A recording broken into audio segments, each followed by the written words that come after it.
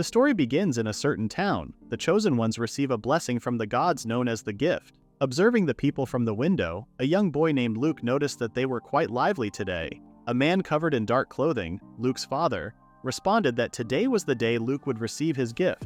The people were excited to see Luke's gift and the next battle-ready lord. The power of the royal family had dwindled, and in that vacuum, many lords grabbed whatever territory they could. Luke, the son of the lord, was the most excited to receive a combat gift. One's genetics have a great impact on the gift they obtain. Luke's mother received the gift of swordsmanship, while his father received an even higher rank, holy swordsmanship. Luke's father was known across the land for his strength and gallant acts in battle. Due to his stunning reputation, Luke's father rose from Viscount to Marquis in a single generation. As his father counted on him, Luke smiled, reciprocating his father's wish. As the priest silenced the people around, he then announced Luke's gift, which surprised everyone. Luke, who received the gift of village building, was surprised the most and was curious about what kind of gift it was. The priest, unable to give a direct answer, only told Luke that he wasn't sure if the gift would be useful in combat. As the people started gossiping, worried about their future, another young kid named Raoul asked Luke to move over as he was next to receive a gift. The people were now worried for Raoul, who might also receive an unknown gift like his brother. However, they were all surprised and cheered as Raoul received the gift of holy swordsmanship. Seeing how his father and the others were so happy, Luke noticed his mother's disappointed look towards him. Knowing the reality ahead of him, as Luke was about to leave, he was no longer surprised that no one came to send him off. Luke knew that the only reason people attended to him was that he was the son of the Lord and the next in line. On a lonely journey, Luke was now headed north to the uninhabited wilderness in the house of Albert's domain. Luke was tasked by his brother to develop the savage and barren land to exile him. Noticing that not one person opposed Raoul, Luke assumed that they all wished for him to pretty much drop dead. Luke knew that his brother was best suited to be the next lord, as he was always the best in combat. Despite all of Luke's training, he never wanted to kill people. The House of Albert has long been a house of warriors, but for some reason Luke was the odd one out. After a week's journey, Luke finally arrived at his destined place.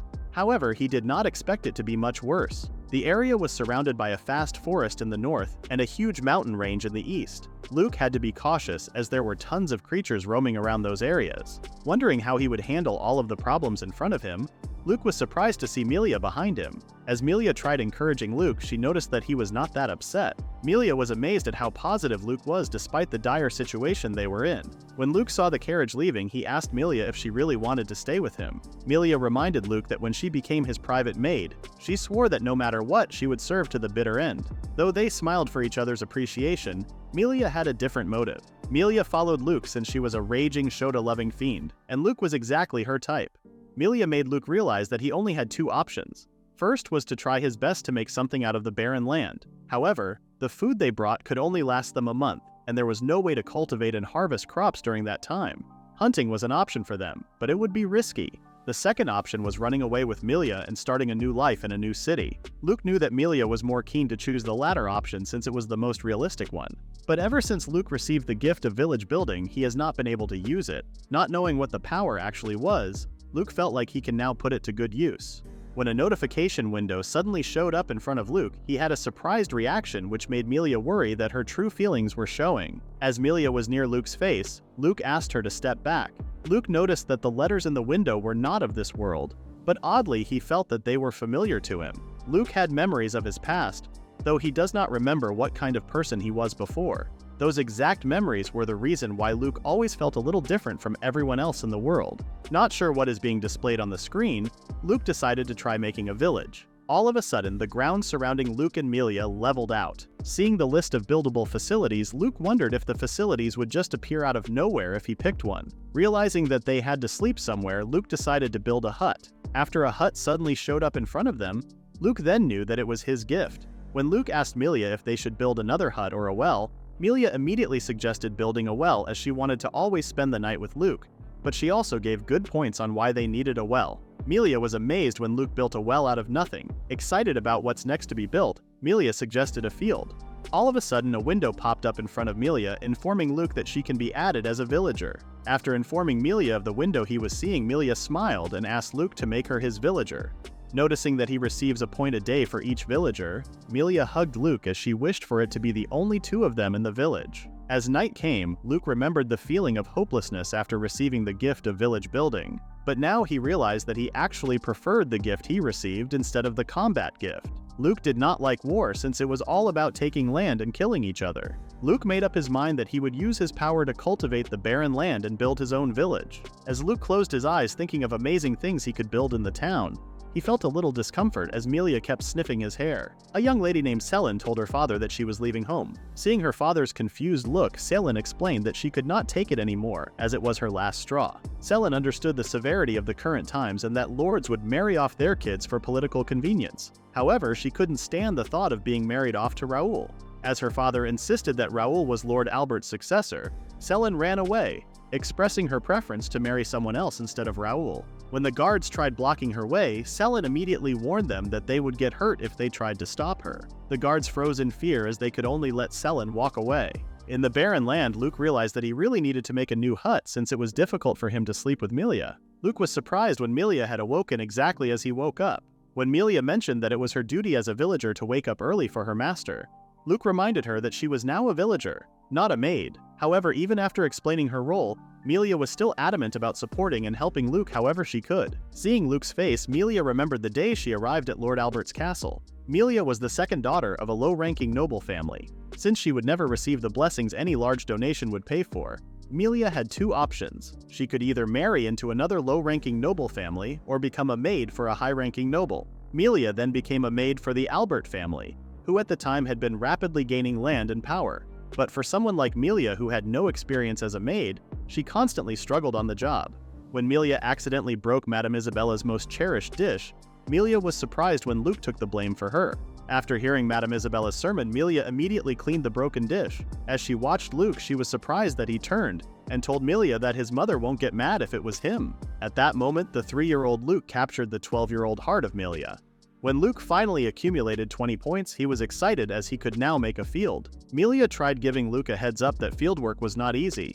However, Luke did not wish to be coddled as he wanted to do what he could with his own hands since the village was his very own. Seeing the smart, kind, and cute Luke doing his best, Melia felt she could die. Out of focus, Luke reminded Melia of the seeds that she suddenly threw. At night while taking a bath, Luke was tired after making the field and planting the seeds. When he heard a strange sound out in the forest, Luke had decided to set up facilities for their defense as he can't rely on the hopes that they won't always get attacked. After building the watchtower day after day, Luke worked and built whatever he could for his village. After a few days, both Luke and Melia were so excited after seeing the field sprouting. Hearing the same sound the night before, Luke wondered if it was a beast. When Melia tried to take a look at the watchtower, she realized that Luke would see her undergarments at her angle. As Melia's heart was racing thinking of allowing Luke to see, she was slightly disappointed when Luke was looking elsewhere. When Melia finally saw the cause, Melia reported that a group of goblins was headed towards them. With no other option left, Luke went ahead and charged at the goblins' location. When the goblin tried to land an attack, Luke felt confident in handling the goblins after assessing that they were not fast enough. After defeating the goblins one by one, Luke froze when he saw that a goblin with a knife was about to kill him. Fortunately for Luke, he was saved by Selin, who threw an object right through the goblin's head. The person who saved Luke from the goblin was Selin Bajrata, also known as the Iceblade Princess. Selin is the daughter of a count and was gifted with dual-wielding and Liven's magic, allowing her to fight with two blades and use water and ice magic. Selin was also Luke's former fiancée. Luke asked Selin why she was at his village. Selin was more surprised at how much Luke had grown after not seeing each other for 2 years. Luke was surprised when Selin revealed that she had run away from home. Luke couldn't believe that Selin had cut ties with her family after learning that she was going to be forced to marry Raoul. Hearing how determined Selin was to not marry Raoul, as she would rather die than marry him, Luke became nervous as he did not know that Selin was against the marriage. Selin was surprised when Luke apologized for arranging her marriage to their family, to which she clarified to Luke that she did not want to marry Raoul but was fine if it was Luke. When Selin tried to confess her feelings, Melia immediately hit her with her knees and asked Selin to stop with the private talks. Seeing Selin's confused look, Melia introduced herself as the first villager, which made no sense to Selin. Melia then explained that they are in Luke's village and she was his first villager. Selin was worried after learning that Luke was sent out to a barren land to develop it, but was surprised when she saw that they had a mud wall, watchtower, well, and a crop. Seeing Selin's confused expression, Luke told her that it would be much faster for her to see that they built everything. When Luke built a storehouse, Selin was in total disbelief as a building just happened to show up out of thin air. Luke revealed that it was his gift that made him able to build facilities. Though there were some limitations, Luke still could build most of the parts that they needed. Selin was now more amazed at how great Luke's gift was. Luke then noticed that a notification to have Selin as a villager showed up, and thought to himself that it was not a good idea to have Selin in a barren place. Luke wondered if Selin would be fine, as he knew that the House of Albert would not stay still about the engagement business. But Luke knew that it was the House of Count Bajrata that would cause more commotion since they lack military strength. By marrying their kids, the House of Bajrata would avoid becoming the enemy of House Albert. Selin reassured Luke that the Alberts wouldn't waste time being angry at the Bajratas. She was confident that if the Bajratas make any more enemies, they'll end up being completely surrounded. Selin also knew that her family would be fine since her younger brother just received a powerful gift. When Selin decided to live at Luke's village after assessing it, Luke was surprised after hearing Selin's decision. Luke was surprised when Selin became a villager even though he did not push the yes option. Luke's frustration slightly subsided after noticing that his daily points had increased to 12. Luke then pointed out to Selin that with her gifts, he was sure that she could find a much better place to live than his village. When Selin asked if her presence is going to be an issue for them, Luke could not give a straight answer as he had a different intention for Selin. As a dark aura came from Melia, the two women glared at each other intensely. Luke became curious as to why the two were glaring at each other when it was the first time they had ever seen each other. When Melia informed Selin that they do not have showers nor a proper bed, she pointed out that it will be difficult for Selin, who was from a noble family. Selin, however, did not back down as she also pointed out that they need her to fight off monsters like the goblin. Realizing that Selin had a point, Melia half-heartedly accepted Selin. However, she reminded her that as the first villager, she was her senior. Thinking that Melia was trying to assert dominance over her, Melia explained that it was not the case since she already felt sorry for Selin just with the breast size alone. Insulted by Melia's words, Selin tried explaining the huge difference between a flat-chested and someone who has cup size. Selin eventually shut her mouth after losing the argument. As night came again and they were about to sleep, Selin was surprised after seeing Melia and Luke so close. Curious if they have been sleeping in such a tiny space, Melia glared at her and asked if she had any problem. Melia did not want to force Selin to sleep in their hut and suggested that she sleep outside. As the two women argued once again, Luke somewhat regretted not making another hut. When Luke suggested that he would sleep in the storehouse, Selin and Melia kept pushing that the other would sleep in the storehouse instead of Luke. When Luke decided to sleep at the storehouse, Selin and Melia stopped him as they decided to coexist in the same hut. As the two slept quietly, Luke, who was uncomfortable, could not sleep at all. Back when Selin was 10 years old, she had the opportunity to visit Albert Castle. As her father reminded Selin that she would be meeting her future husband, she didn't care at all. While walking along the grounds of the Albert estate, she noticed a rock being thrown towards her. Peeking into the bushes, Selin saw Raoul and thought he was Luke. She was surprised when she saw another kid being tied up, about to be hit by Raoul.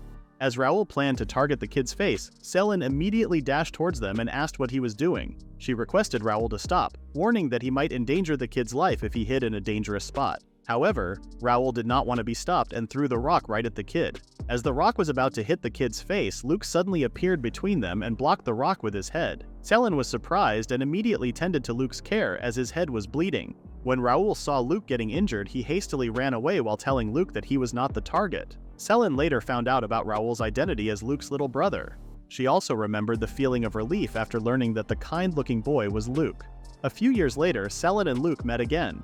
Selin asked if Luke ever brought up his father about Luke's violent actions. However, Luke did not want to tarnish his brother's reputation further. Luke knew that people were not so kind towards Raoul since he was the son of a concubine. Seeing how kind Luke was to his brother, Selin felt glad that she was to be married to Luke rather than his violent brother. In the current time, Luke was happy as he finally saved up 50 points and was excited to build a small house. Since Selin came to his village, Luke had been sleeping between Melia and Selin in the tiny hut. Luke wished for that discomfort to end by building a small house. After building the house, Luke and the others peeked inside and were amazed as the place was full of furniture. Both Selin and Melia were very curious as it was their first time seeing a modern kitchen. As Luke explained the things they were curious about, Melia was amazed, realizing that cooking was now much easier. Luke then presented the bathroom with enthusiasm. After showing the two how the toilet works, Luke froze as he could not answer when Selin asked where the feces would go. Both Selin and Melia ended up theorizing and assumed that lower servants would be collecting it. Assuming a much greater power behind how the toilet works, Selin realized and was excited to learn that they would no longer need to use the well outside. Melia was in shock, Feeling her strength dwindling, knowing that she could no longer see Luke bathe at night, Luke then revealed another feature of the house. They could now sleep separately since there were 2 bedrooms. Selin and Melia were in total disbelief as they did not want to stay in a room with each other. Remembering that the two do not get along, Luke decided that they would sleep together in the same room. Luke planned to sleep on the floor while the two took turns sleeping on the bed. However, he now felt uncomfortable as the 3 of them were cramped on the bed. Melia did not want Luke to sleep on the bed, while Selin, on the other hand, would have been fine on the floor but did not want to sleep beside Melia. With no other option left, the 2 ladies decided that it was much better for them to sleep in the same bed. Luke was now being suffocated, so he squeezed his way out since he could not sleep comfortably. Time flew for Luke as it had already been a month since he developed the barren land. Thanks to his gift for village building, the development proceeded without any problems. Selin surprised Luke with a boar and explained that she had hunted it down in the northern forest. Luke was concerned, thinking that the north was a dangerous place. Selin agreed but mentioned that if one doesn't go too deep into the forest, it's fine. After informing Luke that she could make food last long using her ice magic and boasting about obtaining more meat, Selin glanced at Melia with a condescending look. Melia, on the other hand, didn't back down. She pointed out that she had been preparing the food and insulted Selin for not knowing how to cook and butcher meat. While trying to prove she knew how to butcher meat, Selin noticed something that caught Luke's attention. Selin shared that she heard a voice coming from a large group. Luke was amazed when they saw a group of people in the distance. Luke assessed that the people might not be a threat since they were mostly women and children. Seeing their exhausted looks, Luke remembered a recent battle and assumed they might be refugees.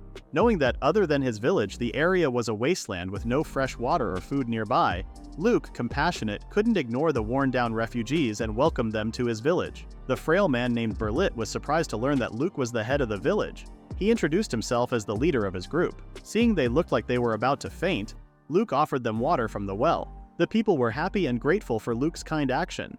As Luke demonstrated how to use the village's well, they were astonished, as it was the first time they had seen that type of well. Feeling the water in their hands, the group immediately drank and replenished themselves. Noticing some were still waiting for their turn to drink, Luke decided to build another well. When Luke called their attention, the people were surprised, as they hadn't seen the well earlier. Luke then whispered to Melia to prepare the boar that Melia had hunted earlier. As the group finally sat down and rested, Berlit revealed that they had left their village behind. Most of their men were drafted, and the older folks stayed behind, insisting they'd be an extra burden. Berlit's father, the village head, insisted on staying and placed Berlit as the leader. They wandered with nowhere to go until Berlit and the others found themselves in the barren wasteland. It was a stroke of luck when they happened to spot Luke's village just as they were about to run out of food and water. Learning of their dire situation, Luke wanted to offer them lots of food, but the crops weren't ready to be harvested yet. Luke instead offered them delicious meat from the boar Selin hunted. As the freshly cooked meat was placed and prepared, Berlit and everyone else ate and cried, finally able to enjoy something delicious. Seeing how the group he was leading was now happy and had survived their journey, Berlit couldn't hold back his tears and expressed gratitude to Luke. Luke knew that Berlit's group hadn't yet reached the end of their hardships, as it was impossible for them to survive in the wastelands. Luke took a leap of faith and offered Berlit and everyone else to live in his village. Luke shared that they lacked people to help in fieldwork. Berlit was worried since there were too many, mostly women and children. Understanding Berlit's concern, Luke knew that with their current supply, it would be difficult to feed everyone. Luke shared that he had been relying on wheat and seeds from the castle. Since the 3 of them hadn't done enough to survive in the wasteland, Luke asked for Berlit's help. Seeing how genuine Luke's eyes were, Berlit closed his eyes and accepted Luke's offer. While the others were enjoying their rest, Luke was surprised when multiple notifications flashed behind him. When Berlit's caravan of 51 people became Luke's villagers, Luke received a bounty of benefits from his gift. Initially scared, Luke was surprised when he could no longer see anything but screens. Skimming through the layers of notification windows, Luke was surprised and wondered about the skills shown in the window. After gaining more villagers, Luke later realized that he had earned a bunch of points. As the area of his village increased, Luke saw a skill notification and wondered what those were. When he tried moving his finger, he was shocked to learn that he could move the facilities so easily, which he found very useful. Luke felt relieved as he no longer had to worry about arranging the facilities. He then noticed Berlit trembling and realized that he was now scared as he saw the buildings move on their own. Thinking that he had gone crazy from exhaustion, Berlit ended up passing out. Luke then tried explaining that what Berlit saw was his gift. Luke's new villagers were impressed by Luke's gift, as it was the first time they had ever seen one. Luke realized that common folk do not get to see gifts all that often. It was a first for Luke to be treated so kindly after how people were towards him at the castle. As he shared his gift with the kids, Luke felt a little down after hearing the kids wishing they'd get the gift of holy swordsmanship. Luke was no longer surprised, as the gift of combat was pretty much what everyone wished for. Making homes for his new villagers, Luke decided to build a row house that had 5 living spaces, each containing 2 rooms and a dining area. One room alone was huge enough for a family of 5. Since the rooms did not come with baths, Luke planned to build them one. However, it was not listed in his facilities. Luke apologized and informed them that they'd have to use one of the wells to take a bath. Realizing that one row house could fit 25 people and cost 80 points, Luke decided to make more of it. After expanding the crops and building walls for the part of the village, Luke was immediately exhausted, as his village point was now at 214. As the villagers were amazed at how huge the crops and houses were, Luke informed them that they could just begin tomorrow as he had to rest. Relieved that his new villagers looked nice, Luke remembered that he had a skill called Assess Villager. When he tried using it, he was surprised when a window showed up in front of him, showing the information of that specific villager. Feeling guilty for looking at private information, Luke noticed a gift in the notification and asked the villager if he had a gift. The villager responded that he had none since there weren't any churches around that would give them blessings. Luke wondered if the man received a blessing. Would that blessing be his gift? When Luke shared his skill with Melia and Selin, the two were happy that Luke had such a skill but unsure how that works. When Selin asked Luke to try the skill on her, Luke informed Selin of her stats. Confused, Selin asked what village loyalty was. Luke explained that it is the sense of loyalty and pride toward the village. Villagers with low village loyalty are prone to committing crimes and rebelling, which caution was advised. After learning how the Assess Villager skill works, Selin suggested using the skill on everyone since they were going to need the manpower to keep their large community running. Luke did not want to impose his skill on those who wanted to keep things private. Selin tried making Luke realize that his ability may be vital in keeping the village safe, and that he did not need to tell them that they were being assessed. When Selin suggested for Melia to also get checked out, Melia was getting nervous and asked if the skill could read minds. Noticing that Selin was curious about what was on her mind, Melia left the room as she did not want to reveal her secret to Luke. Thinking that Melia may be just tired, Luke visited Berlit and asked him for his personal information. Luke explained that he was collecting references so that assigning them jobs would be easier. After sharing his personal information, Berlit then introduced his younger brother, Barlat. One by one, Luke gathered and saw all of the villagers' personal information. After gathering the data of all the people that lived in his village, Luke never thought that he would find 4 people with potential gifts like Barlat. When Selin checked up on Luke about his assessment, she got excited upon learning that there were 4 people who have a gift. Selin informed Luke that only the church or someone with an oracle gift could bestow one upon another person. On top of that, they had no money to donate, which frustrated her. Back at school, Luke was taught that 50% of the nobles had gifts while the commoners only had less than 1%. However, in the village that mostly consisted of commoners, they had 4 people with gifts. Thinking that if what they discovered was not just a coincidence, Luke wondered if people were led to believe that most commoners do not have gifts. The large monetary donation needed to get a gift prevents the commoners from ever knowing that they possess a gift. Luke could only theorize the corruption between the church and the nobles. Wondering if he was getting ahead of himself, Luke's attention was called by Melia, and was surprised when he saw her dump a bucket of water all over herself. When Luke asked what was wrong, Melia ripped her clothing and told Luke that he may now inspect her as she was no longer carrying dubious feelings. Confused by Melia's action at first, Luke ended up agreeing and used the skill on Melia. Selin thought that it would be funny, and asked Luke to read the information aloud. After reading Melia's status out loud, all of them were surprised to learn that Melia had the gift of an oracle. 3 days had passed since they gained new members in their village. Even though they learned that Melia had the gift of oracle, it still lay dormant since there was no way in the village for her to receive a blessing. Luke heard rumors that people end up receiving gifts after years of praying at the church. The problem was that they didn't even have a church. Berlit called Luke's attention and informed him that the vegetables Luke planted were almost ready to be harvested. Berlit was surprised at how big the vegetables were, as he had never seen anything like it. When Berlit guessed that it may be because of the soil, Luke smiled as he remembered that the field he made had the benefit of good quality soil. As they harvested the vegetables, Barlat was very impressed at how many they were able to gather. After thanking everyone for helping with the harvest, Luke heard others talk about how delicious the vegetables were. Luke decided to hold a celebration for the new villagers and the harvest. When Luke and Selin offered to help with the cooking, Melia was touched by Luke's actions. Even though Luke has the highest rank in the village, he was still so eager to help with menial tasks. As Melia was about to compliment Luke, she immediately asked him to stop since he was cutting the vegetables incorrectly. After suggesting to Luke to just wash the vegetables, Selin did not want to be left out and showed her slicing skills. However, she ended up slicing the whole table, which annoyed Melia. While Luke and Selin did their part in the kitchen, Melia had already served the food for their celebration. The villagers were so excited as they couldn't remember the last time they had a feast. Noticing that the other villagers were looking at him, Luke wondered what was that about. The villagers then requested Luke to give their celebration a toast. After thanking everyone for helping with the harvest, Luke initiated the celebration by giving a warming toast. Berlit's eyes glowed as he very much liked the food. Berlit and his brother had no idea that good quality food could be grown on barren land. As they complimented the facilities Luke made, they also shared their worries after first hearing about Luke's gift.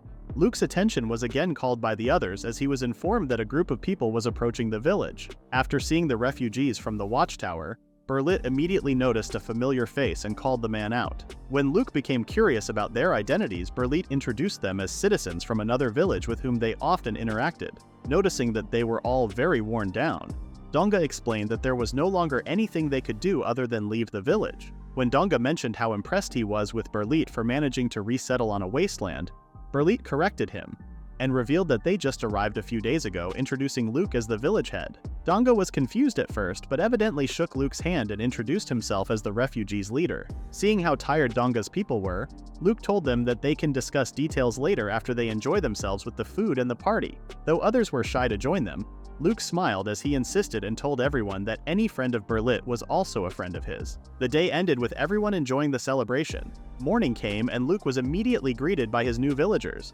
Seeing how Berlit and Donga were working very hard, Luke guessed that they would receive another good harvest. After the party, Donga's group decided to stay and live in the village. They were very happy as they could now eat delicious food and have a proper place to stay. With the addition of 44 villagers, they now have a total of 97 people. Luke created more row houses and added 4 more fields just in case they were short on vegetables. Thanks to the quality harvest, Luke's village still had a surplus of food. The same with Berlit's group. Donga's group was also mostly women and children. Among them, 4 have potential gifts. Unfortunately, they could not use the gift since they could not receive a blessing. Pleased that his village had grown so much, Luke's attention was called as he was informed that there was another group of possible refugees coming to the village. Guessing that the impact of war had spread so far, Luke asked how many people were there. He was surprised after hearing that there were about 70 people incoming. Luke felt somewhat weird when he offered settlement for Berlit's group. He was not scared at all. But since their village was already occupied by 97 people, Luke was worried about extending help to another huge number of people, as he would be responsible for everyone in the village. Luke was scared that he might put everyone's lives in jeopardy. Seeing Luke standing in silence, Selin told Luke that they could no longer accommodate them as there were no longer rooms available. Selin explained that their village was already full. Giving the incoming refugees would only hurt them down the line. Selin made Luke realize that though his gift was great, there was still a limit to how many people he could look after. After informing Luke that he did not have to make the hard decisions, Selin offered to talk to the refugees herself.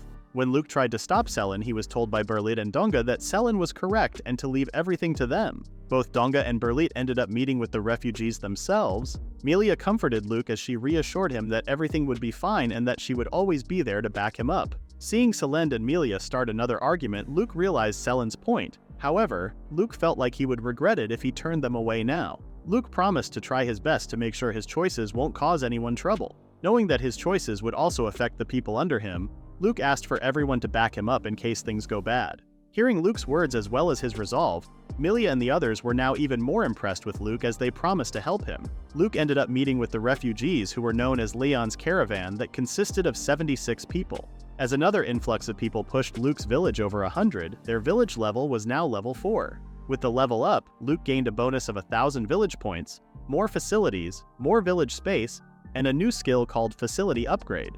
With the extra village space, it gave Luke some room to move things around and added new row houses and wells. Knowing that each time the village leveled up, the land more than doubled, Luke wondered how big the village could get. Thinking ahead of himself again, Luke chose to focus more on another important matter, which was the ability to make a church. The potential benefit of building a church was huge, as usually only people of the church could bestow blessings. Luke decided to build one since it was much better than having no church. After building the church, Luke felt a sense of nostalgia and remembered the time when he and Raoul received their gifts. After seeing the church Luke built, Melia mentioned that the feeling she used to get in a church was now much stronger. Seeing Melia moving around so much inside the church, Luke told her that she might end up receiving her gift because of her faith. Realizing the opportunity to help Luke out, Melia's eyes glowed with excitement and told Luke that she would pray from dusk till dawn. Ever since building the church, Melia had been cooped up in the church. As for Luke's new skill facility upgrade, Luke tried using it to improve the storehouses and ended up giving him a few options. When he tried it with the fields, he also received the same options. Luke realized that they could save more space if they could harvest more. He then replaced the plaster walls with stone walls and changed the small houses to a medium one. A few days had passed and Luke wanted to check up on Melia. Luke was surprised at how Melia changed. Upon seeing Luke at the church, Melia immediately hugged him as she revealed that she had gained the gift of Oracle. Melia was very grateful towards Luke as she couldn't believe that she received the gift without a priest. Seeing how Melia was getting so close to Luke, she felt that it was wrong to allow Melia to become a lewd priestess. Luke then gathered everyone from the village and told them that they all have the potential to receive a gift. The village showed a hint of doubt since they only knew that nobles were the only ones who could receive the gifts. Luke shared that some families were more likely to receive one and that their status did not really matter. Luke knew that what he was saying might be difficult to believe, which he suggested that they at least try. When Melia called upon Barlat and gave him the gift of swordsmanship, Barlat felt a weird sensation. As the crowd became more excited, some even suggested making Barlat a sword out of wood. Luke offered Barlat his sword since he knew that it was more useful in Barlat's hands. Barlat, who had never wielded a sword before, felt right after holding one. Even though he was no longer young, Barlat was still grateful and promised that he would become strong enough to keep their village safe.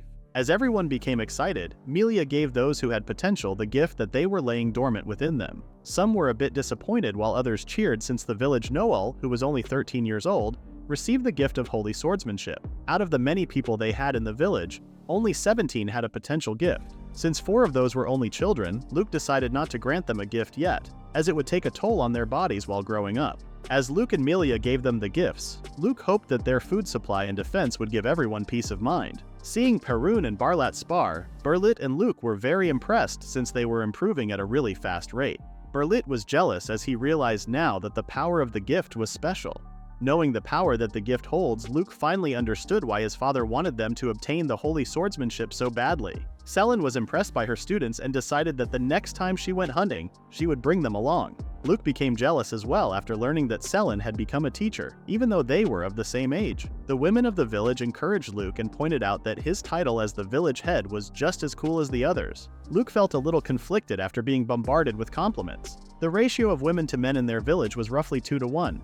And most of those who were married had their husbands forcibly conscripted. Seeing how their village was becoming more lively, Berlit was grateful and thanked Luke for everything. Luke's attention was yet again called as he was informed that more refugees were coming. Noticing that the refugees looked terrified, Luke asked what had happened to them. A refugee revealed that they were attacked by a gang of thieves. They were able to escape, but the few who resisted were killed, and a large number of them were dragged off somewhere. Selen understood that what had happened to them was awful. However, since they arrived in the village, it meant that it would no longer be just their problem. Luke was confused when the refugees suddenly apologized, but upon learning that they may have led the thieves to the village, Luke froze as he did not know what to do. Bar, a member of a gang of thieves, was annoyed since he received an earful from his boss. Bar's main job was to abduct refugees and sell them to slave traders. Thanks to one of the recent wars, refugee numbers were up and made their business increase. Unfortunately for Bar, some of the refugees escaped because of the little mistake he made. While following the refugees' tracks, Bar was surprised, as he did not remember a village posted on the barren land. Seeing that there were only women and children, Bar felt like he hit the jackpot.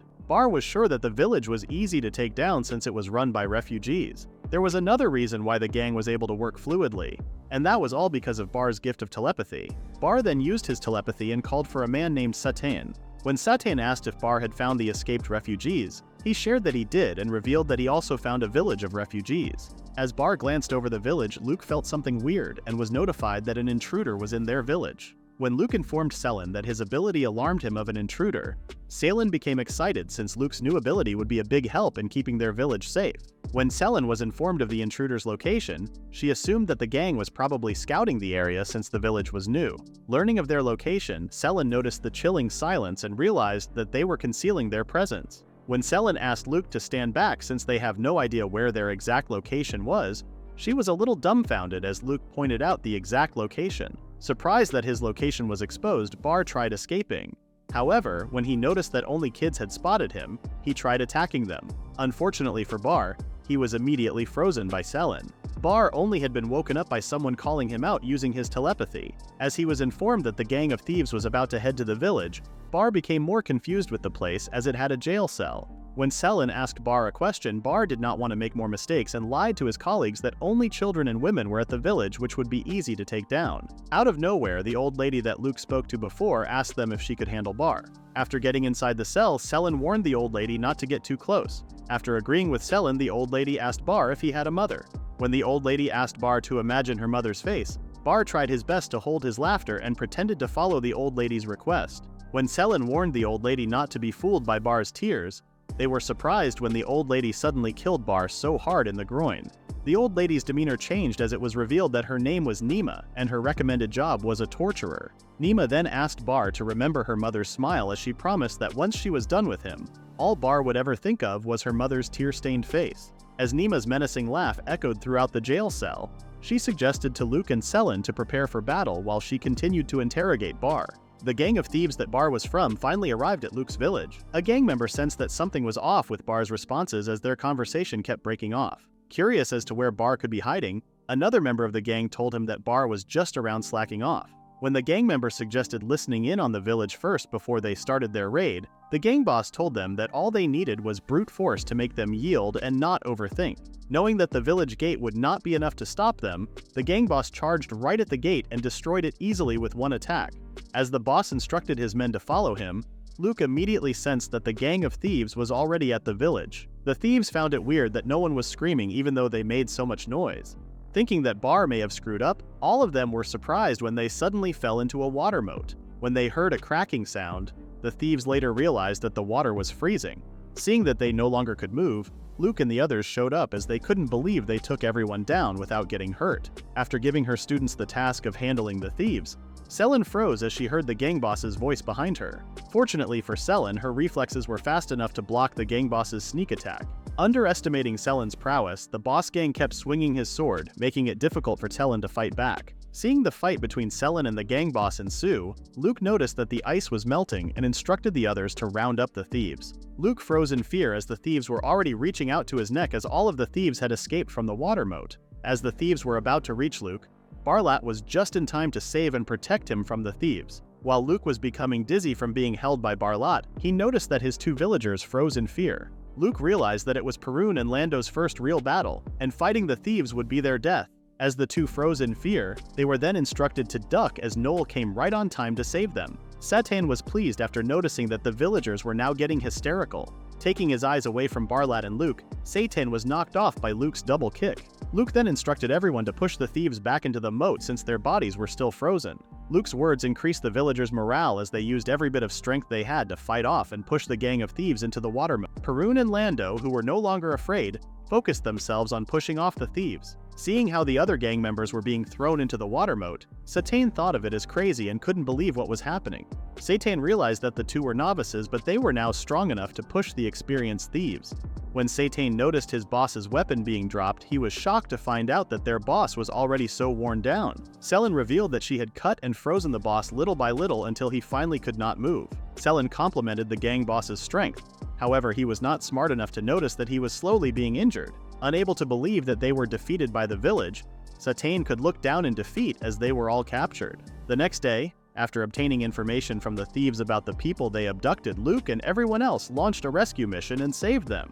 It was a stroke of miracle that Luke and the others found them before they were sold off. It was all thanks to Nima's torturing skill that they were able to obtain vital information. They now only have one problem to deal with, and that was the captured thieves. Luke was sure that the thieves wreaked havoc on the lives of so many before them. Normally, Luke would hand them over to a nearby domain with proper laws and policies.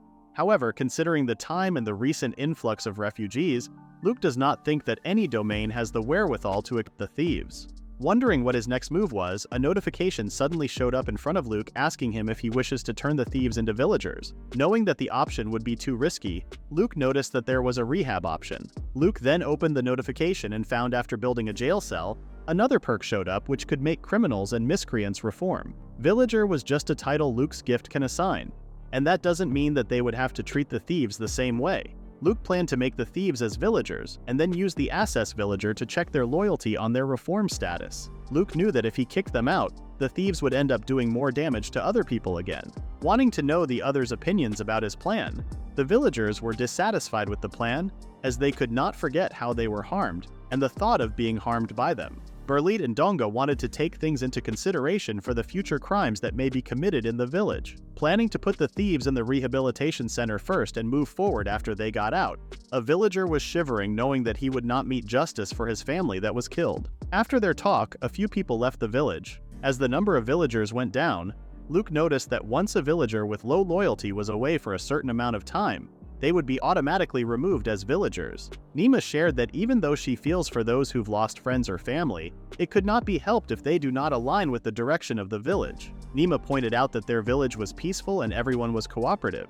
Others were not used to seeing so much chaos. Nima's character suddenly changed as she warned Luke that the villagers would one day forget the good things Luke did for them and would absolutely go wild. It was of human nature. Nima was quite fond of dealing with criminals and miscreants. Nima advised Luke to not hesitate and push forward. Agreeing with Nima, Luke stepped in front of the cell and allowed the thieves to become villagers. Luke's decisions have exceeded 300 villagers, which made his village now level 5. When the rehabilitation center was built, Luke and the others tried to be optimistic as they didn't know how effective the center would be. To test the waters, Luke decided to put 5 obedient-looking thieves first.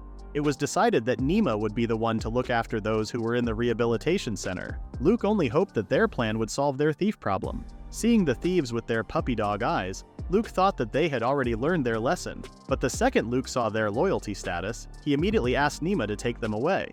Next on Luke's task list was fixing the gate that the thieves broke. Planning on upgrading the gate so that it won't get easily destroyed next time, Luke wondered what other new stuff was available now that he had reached level 5. Luke received the ability called Facility Customization. This allows Luke to remodel facilities by spending village points. Luke planned to add roads and waterways in the village, though they do not cost many points. Luke still needed to make sure to use his points wisely. Overseeing his entire village, Luke was pretty pleased at how it all came together, since the water moat Luke built to take care of the thieves had gone back to normal. Wondering what to build next, Luke gathered everyone and announced that he had built a public bath where everyone can bathe. After informing the villagers of what to know about the bathhouse, the people were now eager to try it. After placing their clothes on the rack and testing the water, the men found it very pleasing. Luke then asked the ladies their opinion about the bath, which they enjoyed very much. Pleased that everyone liked the bathhouse, Luke's smile slowly turned to worry as the bathhouse became chaotic. While Luke went towards the training area and talked to the other villagers, Selen immediately noticed him and subconsciously whacked Barlat's sword away.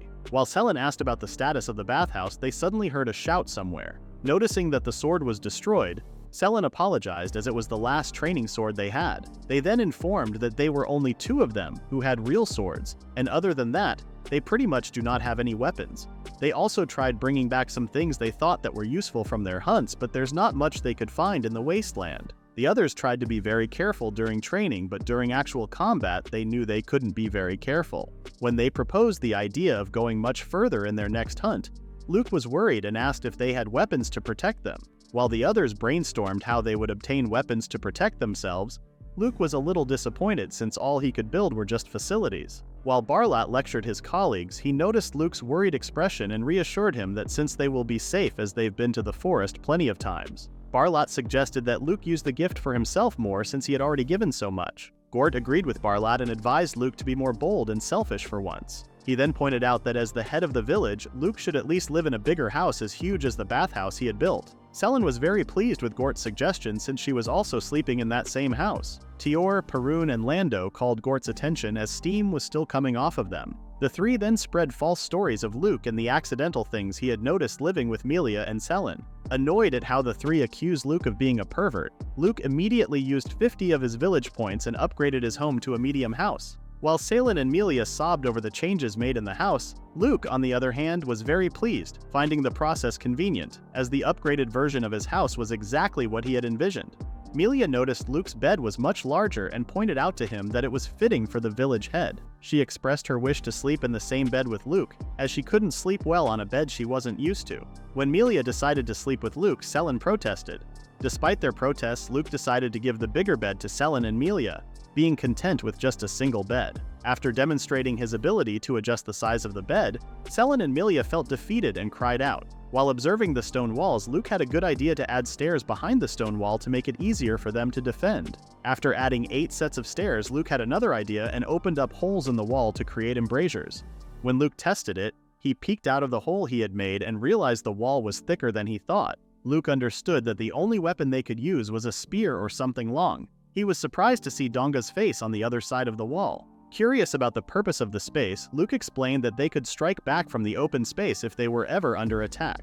When Donga reached for Luke's hand and was reminded of the sandcastles he made as a kid, Luke realized it might be easy to reach them from the outside. Luke knew he had to address the lack of weapons, as he couldn't rely solely on Selin and her ice magic. He understood the sad reality that he wouldn't find the resources he needed in the wasteland. Luke then realized he could use his facility customization skill to alter parts of the wall. Luke manipulated the wood from the hut and made a wooden sword. However, he was surprised when the wooden sword suddenly broke. Luke noticed how fragile the wooden sword was and realized he couldn't make a sturdy weapon from just wood. Wondering what material he could use to make a good sword, Luke remembered there was iron in the jail cells. Visiting the jail, Luke was nervous as he was taunted by the thieves inside. Noticing that the iron bars did not budge no matter how the criminals kicked them, Luke walked towards the cell and realized the criminals would escape if he tried to get one of the bars. The criminal was surprised when another iron bar suddenly showed up in front of him. The thieves focused on observing Luke as he customized the size and length of the iron bar. After successfully creating a sword from the iron bar, Luke became more excited about what type of material he could use for the sword's hilt. The criminals were left in awe after witnessing Luke's skills. Barlat and Selin were surprised when Luke told them he had made an iron sword. After explaining how he used his skill to customize materials and make items from existing facilities, Selin was still confused about how Luke was able to make a sword from just his gift. When Selin gave Barlat the sword, the two sparred and tested the sword.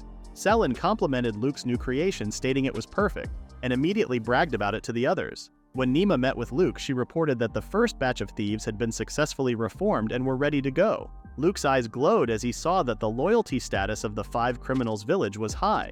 As Luke found himself surrounded by the newly reformed criminals, Nima made it clear to them that their new leader was Luke and that they would do whatever he asked. Seeing how easily Nima controlled the former thieves, Luke was amazed, as the criminals now looked like completely different people.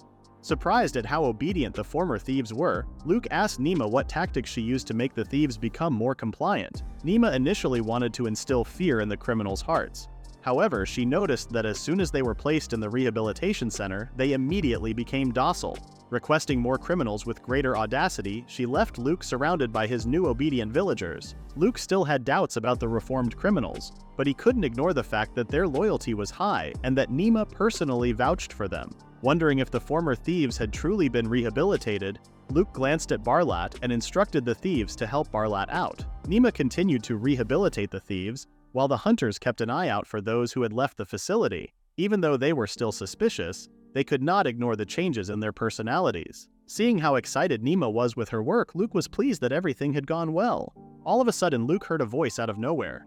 He was then informed of the identity that kept calling him. Luke remembered that there was a member of the thieves who had the gift of telepathy. The thief introduced himself as Satan, a former member of a well-known merchant family. Unfortunately for Satan, he was kicked out and became a thief just to survive. As Satan confessed the sins he had committed before, he tried begging Luke to set him free, as he would atone for his crimes. However, Luke was not easily swayed, as he could still tell that Satan was still mutinous. Satan couldn't believe how sharp Luke was, but continued to pretend that he had learned his lesson. Satan focused on himself and tried to find information that would point to Luke and everyone's weak spots. When Melia came into the facility, Satan was appalled after hearing Melia's thoughts. Melia was confused when she was suddenly accused of being a nasty woman. But when Nima told Melia of Satan's gift, she immediately became nervous and asked Luke to have Satan be rehabilitated immediately.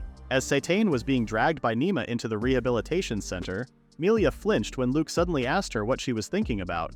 Curious as to why Satan looked awfully shocked, Melia lied and told Luke that she was thinking about cleaning the toilets later. Walking across the village, Luke felt something was off and asked Berlit and the others what was happening. Luke became nervous after learning that Selin and their hunting team had not yet returned. After hearing that the hunting party had not yet arrived, a little girl told Berlit and Luke that it was because of the curse of Almiraj. Confused, Luke asked what the little girl meant. The little girl explained that the Almiraj is a type of giant, aggressive rabbit that could grow to be over 1 meter large with a sharp horn on its head. On a good day, their hunters brought back a couple of almiraj, as it had useful materials aside from being tender food. When the little girl showed them the almiraj balls, she explained that they were much bigger than normal. The hunters came back with an almiraj like they always do. However, the little girl felt scared seeing the almiraj staring at the balls she was holding on. When the little girl wanted to check it out more closely, she was surprised that the dead almiraj that the hunters brought suddenly let out an awful screech. When Berlit threw out a couple of theories about what may have happened, the little girl threw the balls at Luke and Berlit as she insisted that the balls were cursed. Berlit shared that some animals and creatures could emit their pheromones a few miles just to attract mates, guessing that the hunters helped in butchering the almiraj. Berlit assumed that the scent would also be on the hunting party. Even if the hunting party had gifts, they would still be overpowered by a pack of almiraj. Sensing the danger, Luke was about to instruct Berlit to send out help, but his attention was diverted when someone from the watchtower alerted them to something unknown.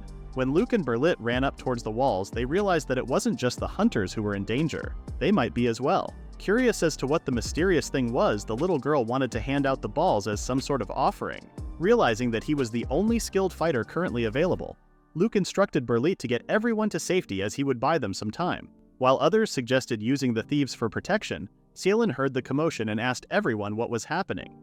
Luke and the others were surprised to see Selin, worrying that harm had befallen them. When they mentioned the creature seen outside the village, Selin explained they had just hunted a couple of orcs. Orcs are ill-tempered creatures capable of laying waste to a village by themselves. For that reason, orc meat is rare and considered by many to be a luxury food item. Surprised that they had even caught 2 orcs, Perun and Lando immediately asked Milia how long they had to wait to taste the orcs. Milia and the others responded that they would prepare it right away. As Milia and the others carved and butchered the dead orcs, Luke could not bear to look at how they prepared the meat.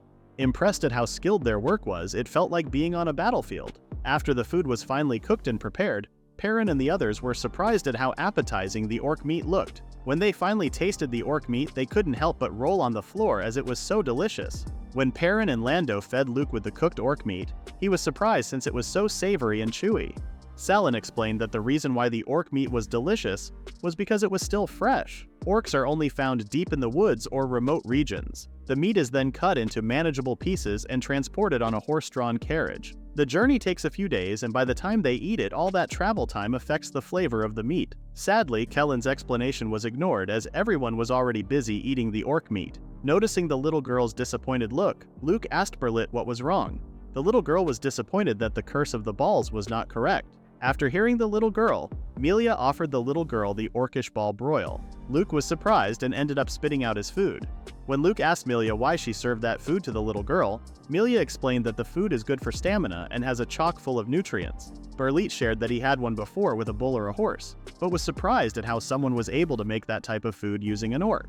When the little girl tried tasting it, Berlit and Luke were uncomfortable at how she kept describing the food in a lewd manner. Half a year had passed since Luke created the village. Luke then noticed that the air had gotten a bit cold, to which the villagers responded that they should start preparing themselves for winter. Luke's attention was called by Berlit and the others. They then shared their wish to take a trip back to their homes as they were concerned about their parents. Seeing that they have plenty of rooms, Luke suggested to Berlit that they bring their parents into the village. However, Berlit was not sure if their parents would want to go on a long journey. Barlat and Selin joined in the conversation and offered to guard them during their trip. They suddenly turned quiet when the reformed thieves offered to help on their journey. Even though the reformed thieves offered to sacrifice themselves for everyone's safety, Luke was still hesitant to let them leave the village. Selin favored having the thieves come along as they may need more muscle, and if they ever betray them, she would beat them mercilessly. Luke eventually agreed, though he still had doubts about the thieves. Donga and the others understood Luke's feelings since they themselves still get scared every time they see the reformed thieves.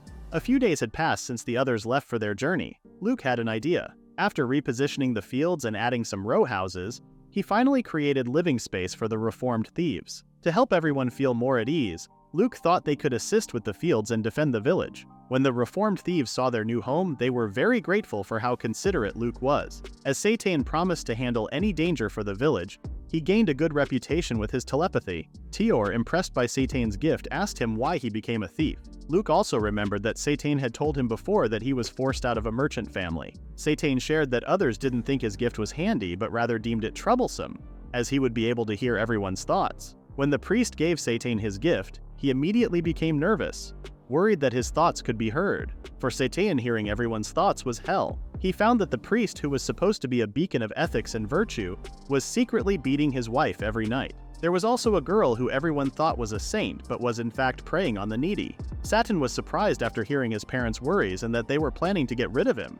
He decided to run away when he later met his boss and his gang of thieves. Tior then lectured Satan about the wrong things they had done, after which he tasked Satan to do more chores to atone for their sins. Satan willingly accepted the task and was about to head off when he was surprised to hear Melia's thoughts and ended up collapsing. Melia informed Luke of the good news that Berlit and the others had returned from their trip. As the older people met with Luke and their loved ones, some were surprised that Nima, who has a talent for torture, had a husband. Seeing the older villagers safe and sound, Luke hoped that those who were conscripted were safe as well. Luke then noticed that the other men were wearing clothes that seemed familiar. Selen explained that the men were thieves who had attacked them, and they later found out that they were leftovers from the gang they caught. The thieves were surprised when a reformed thief suddenly approached them, hinting that they would soon also change.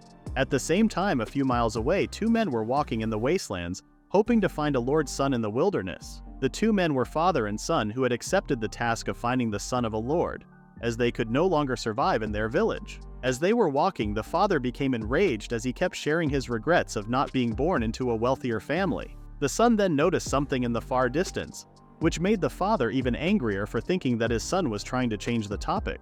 After describing to his father the stone walls he was seeing, the son excitedly ran towards the village. Later that night, the people were celebrating the reunion of their families and friends. Luke, who was observing them from his home, was very pleased seeing how happy everyone was. When he finally felt very tired, Luke told Melia and Selen that he was going to sleep.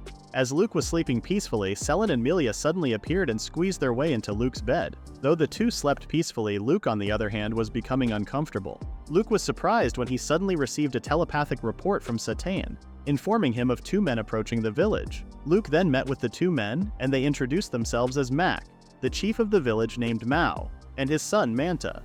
When Luke introduced himself, Mac asked if he was the son of Lord Albert. Surprised, Luke asked if Mac knew about him. Mac shared that he had heard of Lord Albert ordering his son to cultivate a vast wasteland, but was surprised after seeing the structures and crops in the village. When Luke mentioned that he had built everything for over half a year, the two doubted it, and wondered if Lord Albert had built it for Luke. When Luke asked for the reason why the two came to his village, Mac then explained that since another big war was coming, they were looking for a place to earn some money during the winter. Their faces immediately glowed with happiness as Luke offered them to stay at his village. Thinking of the upcoming war, Luke guessed that the House Albert must be fighting against the House Schoneger, since the two houses make up two of the great powers, and the other neighbors were not exactly on good terms. Luke wondered if Raoul would be joining in the fight. When Mac showed his gratitude to Luke, Manta whispered to him, pointing out that he was being too honest. Luke wondered what he would be doing if the roles were to be changed, and he received the gift of holy swordsmanship. Luke wondered if he would notice all the sufferings around him. Back then, Luke was so eager to live up to expectations, but now he could only think of it as stupid. Mac then decided to tell everyone about Luke's village since they now have permission to live in the village. A couple of days later, Luke greeted the villagers of Mao and welcomed them to his village. Seeing the crops in the village, Manta assumed that the rumors of Luke having a junk gift were false. Luke made the rumors become facts for Manta, as he indeed did not receive the gift of holy swordsmanship and was ordered to cultivate a wasteland. After explaining to everyone that he instead received the gift of village building, which helped him a lot in managing the village, everyone was then notified that the hunters were back. The Mao villagers were surprised to see the hunters carrying 5 almiraj. Seeing the Mao villagers, Selen boasted of having more food for the winter, and suggested that they have a feast for them. Luke was curious why Selen was boasting, but was surprised when they revealed that they had caught a great boar. Everyone from the Mao village was in shock since the hunters had brought back a more dangerous monster. When Luke asked how they were able to take the great boar down, Selen explained that Noel and Gort stopped the boar using their shields, which then gave her the opportunity to end the boar's life. Mac had to pinch Manta's face just to check if they were dreaming, as the villagers were dragging the dead great boar. Luke realized that the villagers of Mao may be tired from the trip, and he suggested that they can sit and relax for the time being. When Mac asked if they could take a spot for them to set up their tents, Luke forgot to set up a home for them and used his gift to create more row houses. Mac and Manta were in total disbelief after seeing the houses showing up out of nowhere. Luke reminded them that his gift was village building, which helps him make plenty of useful things. Mac and Manta, who were in shock, were amazed at how super useful Luke's gift was. As Luke received congratulations for surpassing 1,000 villagers and reaching level 6, he felt a bit overwhelmed by how many people were now in the village. Since then, 92 people from Mao have joined their village. But the influx of new people did not initially stop Luke from accepting those in need. Slowly, people stayed in his village just to exploit his good-willed nature. The reformed thieves routinely patrolled the wasteland areas to ensure people could traverse it safely, which Luke guessed was the cause of the sudden increase in people visiting the village. Luke and the others had a meeting regarding the increase in their population as they theorized that they would soon be a target for war. Selen and Milia were enthused about preparing themselves and granting powers to those who had hidden gifts. Luke rounded up all the villagers and told them that some of them may have gifts. After assessing everyone, Luke found that about 100 of the villagers had the potential for gifts. Luke was surprised upon discovering a variety of gifts, and 24 of those who had gifts were related to fighting. Excluding the children and the elderly, it left them with a total of 19 people. As the two new villagers celebrated that they may not need to work anymore since there were many people with gifts, Berlit gave them a stern and friendly reminder that they would still have to work regardless of whether they had gifts or not. Luke knew that community-wide support was essential in making the most out of everyone's gifts. Since there weren't many kinds of jobs in their village just yet, Luke knew that they couldn't just give everyone the one they recommended. However, Luke was able to help them with similar jobs, fostering a sense of community. Luke's remaining concern was that some villagers had a low status in village loyalty. Those with low loyalty would most likely leave the village. While observing one of the low-loyalty villagers, he was a bit confused since the man was getting along with everyone. But suddenly, a group of women rounded up the man asking who the woman he was talking to was. Everyone was then silenced when another woman showed up carrying a baby and informed them that the man was married. Low village loyalty leads to low village morale and creates all sorts of extra issues for Luke and the village, which they eventually decide to take a few of those matters into their own hands. Fortunately, some of those concerns could be resolved by asking them about their problems, which helped Luke nip some issues in the bud. Exhausted from helping each individual in the village, Berlit tried encouraging Luke that the village would soon come together. While trying to fix things, Luke did not realize that they had managed to surpass the 1,000 village mark and ended up gaining new types of facilities. Seeing a familiar facility, Luke recalled that apartments were quite normal in his past life. After reading through the amenities offered by the apartment complex, Luke eventually decided to make one since it had more value than the row house. Luke has not changed the areas enclosed by the stone wall, but with each level, their village area has increased to almost the entire wasteland. While thinking of making new facilities outside the stone walls, Luke noticed that Nima was exhausted as she passed by him. When Luke asked what the problem was, Nima shared that she was having a hard time rehabilitating two thieves. One was the boss named Doriel, as everything Nima did had no effect on him. Nima could only guess that Doriel may have had many life-threatening experiences that gave him more confidence and strength. Nima then shared the real problem of the two, which was Bar. Seeing the kids that had helped in capturing him, Bar then taunted Nima and told her that he would never change no matter what. Bar's insults only enraged Nima as he received more beatings from her. Luke then noticed a weird sound and wondered if it came from Bar. As Nima kept on beating Bar, she eventually got annoyed. As it turned out, Bar was a masochist and loved the beatings he received from Nima. Luke and the others finally realized why Nima was having a hard time changing Bar. He was a masochist who enjoyed pain and humiliation. Understanding that causing pain to Bar could actually help them, Selen realized they could use it as an incentive to control him. Knocking and stomping on Bar, Selen tried to assert dominance by promising a reward if he listened well. However, Selen's tactics failed, as Bar would just end up spitting on her face. Nima explained that masochists may seem obedient, but they're by no means submissive. If one is not prepared to accept the proclivities of another, it is best to keep a distance. Luke and the others had no choice but to put the rehabilitation on hold for the time being. Annoyed at what just happened, Selen's attention was caught by Doriel, asking her if she was Bajrata's Iceblade princess. After questioning Selen about her presence in the wastelands, Doriel shared that he had no intentions of following someone weaker than him. Selen guessed that Doriel wished to be released as he would turn over a new leaf. However, Doriel made it clear that he only shows respect to those who have bested him, and that if Selen ever needed his help, he would answer her call. After informing everyone of what Doriel had said to her, Selen expressed the idea of having Doriel as an ally since they would gain a strong asset. Selen clarified to everyone that she does not fully trust Doriel yet, but if something were to happen, she thought they could use him as their last resort. Noticing that Bar and Doriel's status changed from mutinous to low, Luke thought Selen might have a point. Luke and the others noticed that the public bath had been crowded lately. Selen explained that since the weather had gotten a little colder, people were now craving a warm bath. Luke was happy that everyone enjoyed the bath he made, though he wished that he could make other types of baths. Luke then had an idea to use the facility customization to make the perfect bath for winter. After successfully upgrading his house and adding a bath in the garden, Berlit and the others were surprised and amazed by Luke's new home. As Luke was glad to welcome guests into his home, Melia and Selin, on the other hand, were now saddened as many people would spend more time with Luke. As Perrin shared his opinion about the open bath, Luke tried explaining the benefits of having an open bath outside. Annoyed by their side comments, Luke ended up pushing them into his bath so that they could experience it for themselves. As Perun and the others found the bath relaxing, they asked if Luke was not going to take a bath. Luke smiled as he wanted everyone to enjoy the bath first. Luke smiled as he finally got the chance to have some time for himself without Melia or Selin around to bug him. As he washed himself and relaxed at the open bath, Luke could still faintly hear people's voices, even though it was already late. Realizing that his lonely days may be over, Luke was suddenly surprised by Melia as she sneaked behind him and offered to wash his back. Years had passed since Luke was ordered to develop the barren land. Melia and Luke had overcome many tribulations and built a village overflowing with love, a real picture-perfect fairy tale. Unfortunately for Melia, her fairy tale was immediately ruined as soon as they built the village, with an influx of meddlers and villagers coming to live with them. As the village grew, so did Melia and Luke's time together.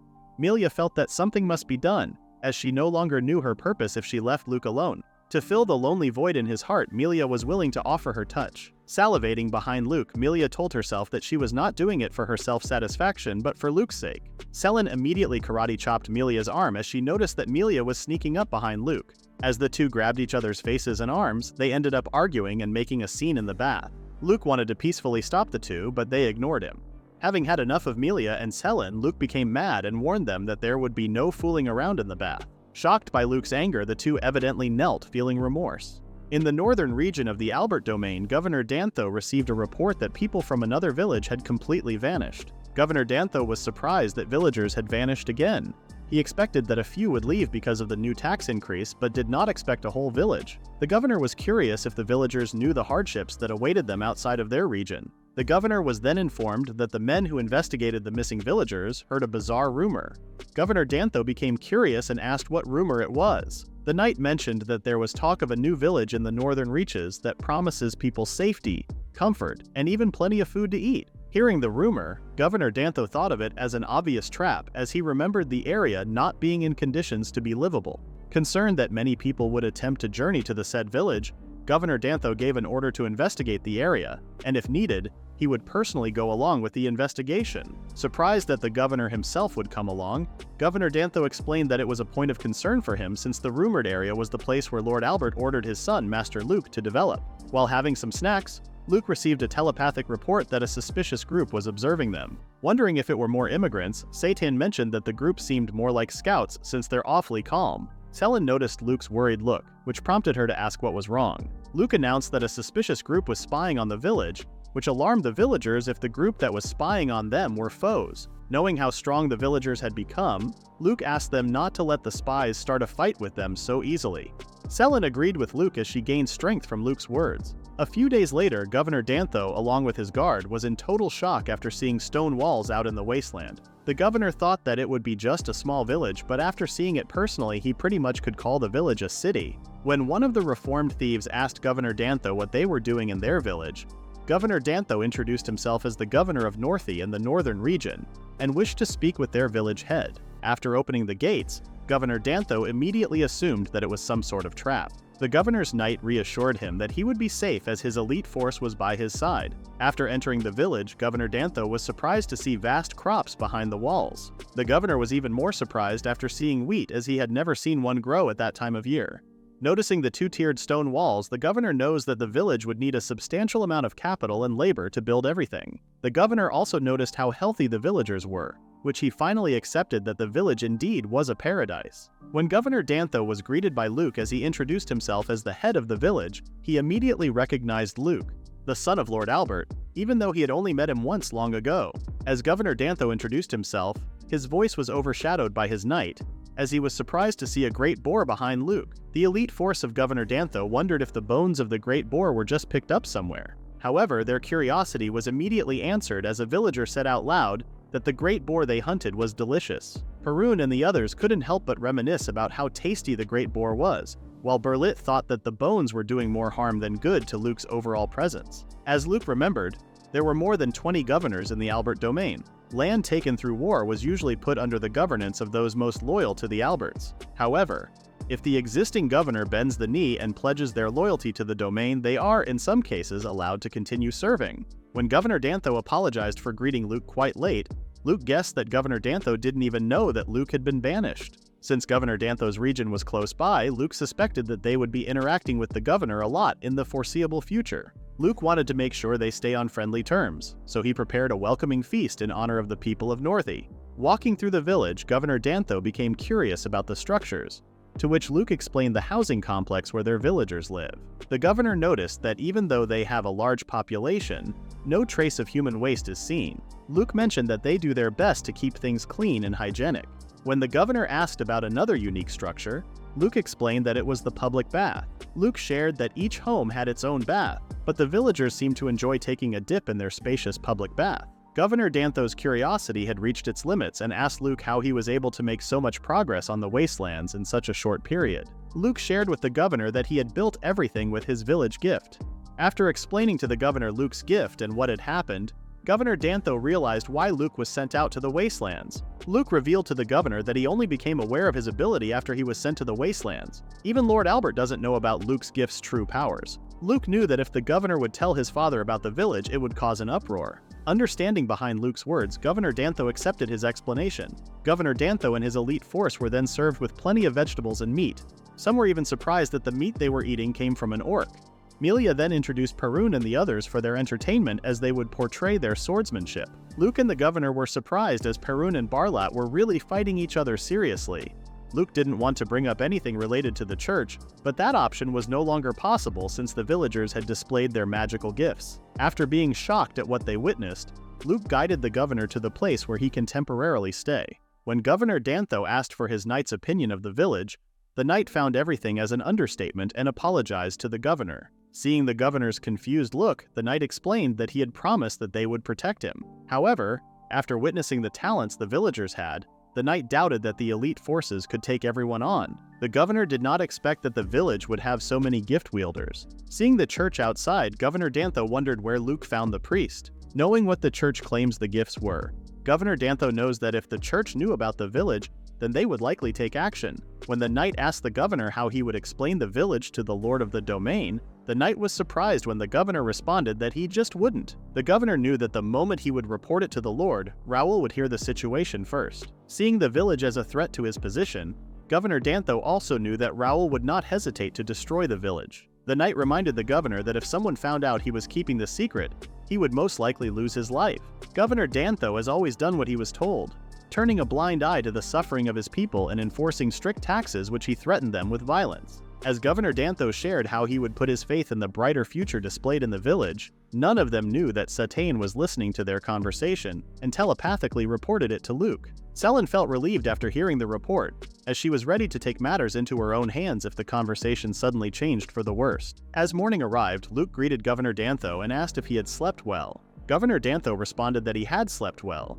He then mentioned that he forgot to thank Luke for accepting migrants from Northy as he was so stunned yesterday. Governor Dantho was deeply ashamed since his citizens had suffered due to his inaction. The governor asked Luke if he could sell them some food since Northy had been going through a great famine, and the citizens no longer had the resources or food. Hearing Governor Dantho's problem, Luke gladly accepted his request. Unfortunately, the governor also mentioned that they were currently short on money and were hoping that Luke would accept supplies as payment. Luke did not mind and rather liked the idea since their village was still new, and there were still many things they lacked. Governor Dantho was very grateful towards Luke. As a token of appreciation, the governor planned to dispatch their trustworthy merchant guild. The guild had multiple branches across Northy, and dealing directly with them would make trade smoother than going through the public office. As Governor Dantho and his elite force left the village, Luke thought that he should create a road that carriages could pass. Luke's action surprised the people of Northy as a paved road suddenly appeared beneath their feet. A few days later, news of the hunting party returned. However, Luke was surprised when he did not see Selin and the others. Barlot explained that the others were still in the forest, and that they only returned to give Luke an update. Barlot reported that they happened to find some injured elves. The others are escorting them back to their village before making their way home. Luke and the others were surprised by just the word elves being uttered. Teor then fantasized about elven women as he heard some rumors that they are stunning. Hearing Teor, Berlit lectured him that the elves have been abused for their beauty, which was the reason they avoid humans. Luke then asked Barlot to give him full detail of what had happened. Barlot shared that they were just hunting as usual when they suddenly heard yelling coming from inside the forest. As they made their way towards the noise cautiously, Selin and the others found elves fighting for their lives against mad grizzlies. Barlot and the others then joined the elves and managed to take the mad grizzlies down. Since many of the elves were severely injured, the hunting party decided to escort them back to their village. Barlot informed Luke that Selin and the others are currently at the elven village and that they will most likely return the morning after. Glad that everyone was safe, Luke and the others wondered what the elven village looked like. When Selin and the others had returned, elves were with them. As the elves greeted Luke, everyone was mesmerized at their beauty, which they then received a warning from Selin. The representative of the elves introduced herself as Filianus Mel Labol Leoninus Selinarius, so that it would be easy for others. She suggested calling her Filia. Filia visited the village in place of their chief to express their gratitude. Luke was somewhat pleased that Selin was at least able to break the ice. Filia still could not believe that a village was constructed in the wastelands, as she had thought that nothing would ever grow on barren lands. When Luke offered to show Filia around the village, Teor suggested that they show the bath first. Teor's request drew some negative reaction from the others at first, but after smelling the strong odor of one of the elves, they were now having second thoughts. Selin pushed with the bath idea, which everyone eventually agreed. As Filia removed her weapons, some elves showed concern as they would be open to an attack. Filia reassured the other elves that everyone in the village would not harm them. If they did, then they would not be breathing at the moment. While Luke asked Kellen to guide the elves to their designated baths, Filia was so excited that she ended up taking her clothes in front of Luke and immediately headed towards the men's bath. When Filia opened the door and saw Donga, there was silence for a couple of seconds before Donga realized that he was staring at a woman. After hearing Donga's scream, a couple of men ran towards the room and were surprised to see an elf. Selin and the others had to take control of the situation since the bathhouse was becoming rowdy. Nima ended up hearing the commotion and menacingly asked if she should give everyone a good spanking. As the commotion died down, they then instead used Luke's open bath. As Filia finally experienced the lukewarm water of the hot spring, she was very much intrigued since she no longer had to worry about the cold or about monsters. Filia and the others enjoyed the bath so much that they soaked for almost an hour. Filia, still warm from overstaying in the bath, expressed her gratitude once again for the kind treatment they received after receiving help. Filia shared that they had underestimated the power of a mad grizzly, and were lucky that Selin and the others came to save them. As a token of gratitude, Filia gave Luke a gift. When Melia and Clen saw the gift, they immediately recognized it as a box full of potions. Luke and the others had mixed reactions upon receiving the gift, complimenting the rare medicine. Filia boasted about their medicine passed down through generations, but mentioned that it couldn't bring back the lives lost. As Luke and Filia shook hands, a feast was held for the elves. Filia did not expect that they would also get to enjoy a meal. She then noticed her comrades' happy faces as they interacted with other people. Relieved to see the other elves lowering their guard, Filia asked Luke if she could use the comfort room. When Filia saw the toilet bowl for the first time, she was confused, feeling like she could just get inside it. Since Filia did not know how to use the toilet, she tried sitting on it, which resulted in her slipping. When everyone heard Filia's voice, they immediately ran to her aid. Before Filia could explain what had happened, the other elves already had their swords drawn for battle. After Filia explained what had happened, Luke explained to her that it was the bidet that spewed water at her. After learning the purpose of the bidet, Filia was intrigued and asked Luke how they were able to make one, as she wished to bring one to her village. Luke could not give a clear explanation since he also did not know. The bidet appeared when he created the toilet with his gift. After hearing Luke's explanation, Filia was a little disappointed that she could not take the invention to her village. As time went by, the elves finally decided to return to their village. Luke was about to send the elves off when he suddenly noticed that Filia was not with them. When the elves mentioned that Filia was going to use the toilet, Luke immediately wondered if Filia ate something bad since she had been in the toilet for some time. As Luke dashed towards the toilet to check on Filia, he ended up becoming confused as he saw Filia playing with the bidet. As Filia and the other elves finally left the village, Governor Dantho's tradesmen unexpectedly arrived at the village to trade for crops, clothes, and household goods. What Luke liked most in the trade was the livestock. The villagers were surprised that the tradesmen willingly traded their livestock for the village crops. Luke then created a livestock shed for the animals. Luke also assigned Nalul to take care of the livestock along with others, since her recommended job was that of a breeder. As Luke and Tior wished to drink milk and eat eggs, a cow immediately showed a displeased look. Nalul then explained that one of the cows had recently suffered a heartbreak and did not like Luke and Tior's comments. An elf found herself in a dire situation as she was pursued by an orc in the forest. Since the traders arrived and brought resources, the village experienced prosperity. The villagers were thrilled to use fresh eggs for making pancakes and to acquire new clothing. Luke was pleased with the new supplies they had received, as until now, they had to repurpose bed sheets and curtains for making clothes. While Melia and Selen were enthusiastic about the village's future, Luke received a telepathic report that an elf was approaching the village. When the elf finally entered the village, she immediately sought help. Selen asked her to calm down and explain what had happened, and the elf revealed that orcs had attacked their village. The elf explained that orcs became extremely aggressive when searching for food, and though the elves tried to fight back, they were outnumbered. The elves were instructed to abandon the village while others bought time for their escape. After receiving the instructions, the elf ran towards Luke's village as fast as she could. Luke then instructed Satan to inform all the elves that they could take refuge in his village and to update the villagers about the situation.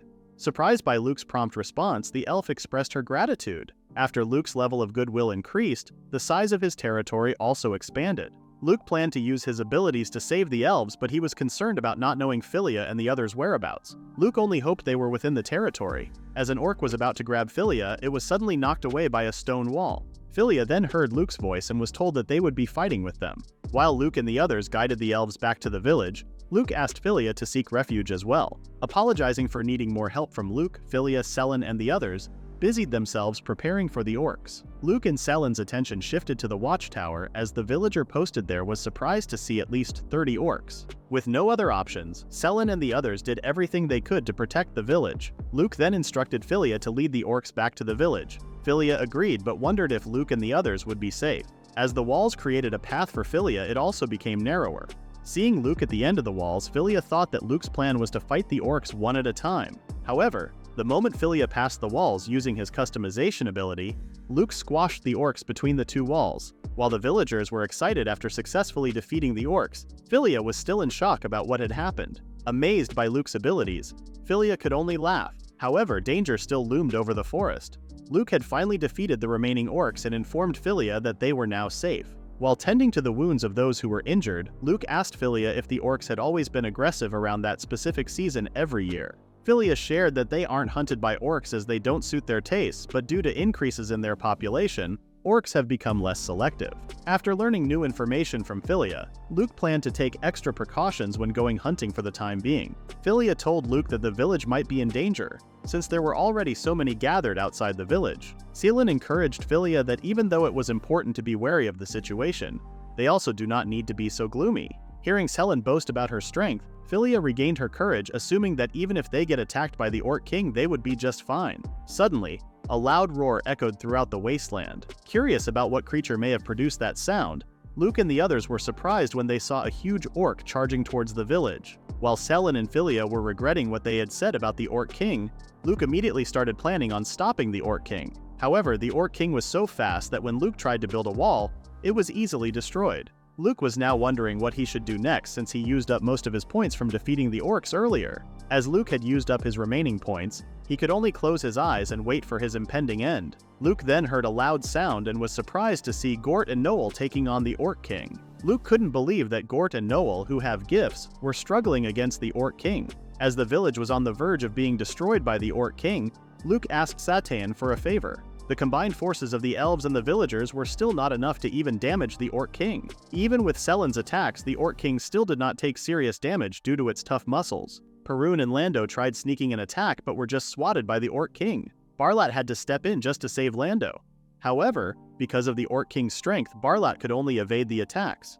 When Perun and Lando tried backing up Barlat, the two ended up being thrown off by the Orc King. As the villagers were gradually losing morale, a familiar voice asked them if they had gotten weak. Everyone was surprised, including Selen, as Doriel came to save them from the Orc King. Selen was surprised by Doriel's sudden appearance and asked what he was doing outside of jail. Doriel explained that Luke had used Satan's ability and called him out. He then reminded Selen that if they ever needed help, he would lend them a hand. Seeing Selen's confused look, Luke explained that they no longer had any options, and he decided to bet on Doriel. Commending Luke's decision, Doriel didn't expect that he would ever get a chance to fight an Orc King. When Doriel dashed towards the Orc King, he was almost swatted away as the Orc King tried to intimidate him. Selen and the others were worried that Doriel had taken the Orc King's attack head-on. As the area was covered with thick dust, Perun and Lando were shockingly disappointed when they could no longer see Doriel. Masked within the thick dust, Doriel launched a surprise attack and successfully landed a headbutt on the Orc King.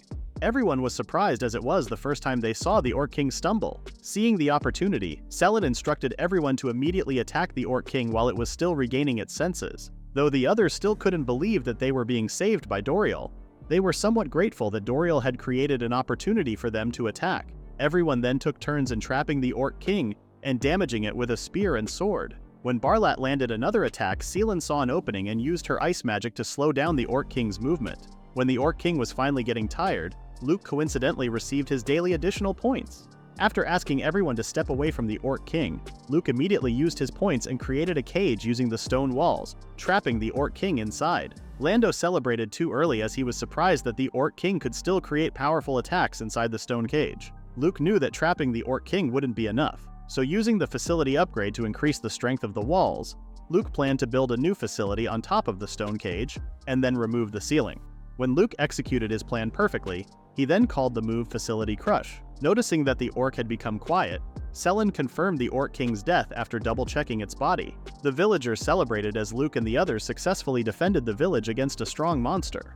As Doriel wondered if they had completely defeated the Orc King, Luke called Doriel's attention and expressed his gratitude. However, Luke still considered what would happen to Doriel moving forward. An older elf approached Luke and asked if he was the chief of the village. The old elf then introduced himself as the chief of the elven village, Leoninus Mel Labol Rendelinus El Tibula. When Luke finally met the chief of the elven village, his first impression was that the chief's name was quite lengthy. Luke was caught off guard when the elves, along with their chief, knelt and apologized for causing any inconvenience to him. Leoninus and his fellow elves had no choice but to seek assistance from Luke's village, committing a grave error that endangered everyone in Luke's village. Luke didn't know how to respond to Leoninus' words other than reassuring him not to worry, as Luke knew the elves would have helped if the Orc King and the other orcs targeted the village. As Luke glanced at the other villagers, he offered the elves barbecue, knowing they must have been hungry and tired after the orc attack. While others celebrated another upcoming feast, Leoninus, on the other hand, remained confused. Seeing her father's puzzled look, Philia reminded him that Luke was just a generous person. Philia reassured her father that no one in the village harbored any thoughts of accusing them. Realizing that Philia's words were true, Leoninus then announced to all elves that they were at peace with Luke's village and would accept their kindness, deepening their relationship. When Leoninus wanted to help cook the meals, Melia was about to respond but was cut off when they immediately noticed their strong smell. They then suggested for Leoninus and the other elves to check out the bath. As Leoninus and the other elves immersed themselves in the warm bath, they never imagined they would have the chance to enjoy a bath after defeating the Orc King. While the other elves relaxed, Leoninus wondered if it was truly appropriate to receive benevolent hospitality after everything they did. After finishing their baths, Leoninus and the others were then fed with delicious meat. The night ended with everyone celebrating and enjoying the feast while Doriel was put back in jail once again. After the feast, Leoninus complimented Luke's village as it was exactly as great as the rumors he had heard. After extending his gratitude towards Luke, Leoninus was then informed by one of the elves that the state of their village was severely devastated. When Luke heard Leoninus' plan to have the other elves start rebuilding before winter comes, Luke offered Leoninus and the other elves refuge in the village until their village was fully rebuilt. Surprised by Luke's offer, Leoninus was now extremely ashamed of accepting more help from Luke. However, after hearing Luke's explanation, Leoninus accepted Luke's gracious offer. Leoninus kept to himself how ashamed he was of putting more burden on Luke, but they were yet again left with no choice, especially after Leoninus heard of a miraculous treasure in the village. When Philia announced that they would be returning to their village to repair it, Melia and Selen were a bit disappointed, and wondered if Philia and the others could stay a little longer. Philia was grateful for the offer. However, she insisted that they now head out since they still had to deal with beasts on the way to their village. Luke thought of an idea, and suggested to Philia and the others if he should build an underground tunnel for them to have a safe journey. Philia was surprised, wondering if Luke could really do that. The other elf somewhat doubted Luke, since the distance between the village and the elven village was quite far. Luke immediately proved them wrong by making an underground tunnel that led to the elven village. Philia was very impressed since the village was already in front of them. Since Luke had limited control of the area, he was only able to reach the outskirts of the village, but if Luke wanted to, he could have connected directly to the elven village. Luke had forgotten about the skill to seize the location since he thought he wouldn't be using it. However, knowing that the skill may be able to help the elves, Luke thought that it might be fine to use it. After suggesting to Philia that he would connect the underground tunnel to the village, Philia and the other elf were very delighted to hear such good news. After observing the state of their village, Philia could tell that they wouldn't be able to prevent the beasts from coming into their village. When Luke wanted to offer assistance again, Philia stopped him as she wished for them to rebuild the village with their own hands. Luke understood Philia's wishes.